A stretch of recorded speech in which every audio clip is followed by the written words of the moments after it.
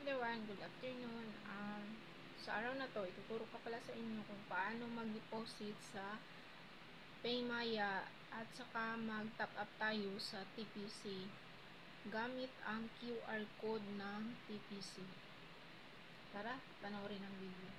Ang unang gawin guys, open natin ang ating Paymaya account and then i-tap natin ang ating QR code icon and then hanapin natin dito sa aking album ang ating TPC QR code at ito na guys ay nakita ko na at saka nilagay ko na din ang amount na aking itap up kasi 169 lang po at ito na po yun at na-paid ko na guys. Then pagkatapos ko nito sa pag-paid ay punta tayo sa invoice number. Siguraduhin natin na ang ating invoice number ay tama para matanggap natin ang ating load na itatap up sa TPC. At ito na guys, ang sunod nating gawin ay punta tayo sa TPC Gateway at kasi globe ang number ko, so ito yun, maraming numbers na ginagamit ko. Then, kinaka-copy paste ko lang yung mga previous na deposit ko guys at ini-edit ko yung time at saka yung amount and then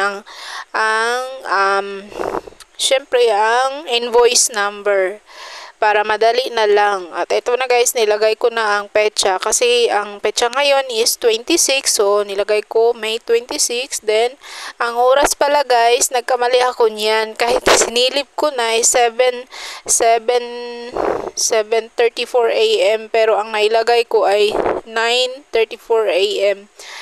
Pero basta tama lang yung invoice number guys, walang problema yun, matatanggap mo yan. At ito na guys, ay send ko na. Siguraduhin na meron kayong load balance sa pag-send kasi ang gamit natin ay Globe.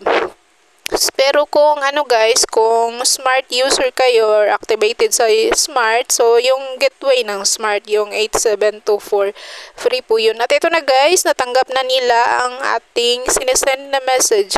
At natanggap ko na din ang load guys after few minutes. Then, ito na guys, ang nag-serve ay mag-notify din yan. Thank you for watching.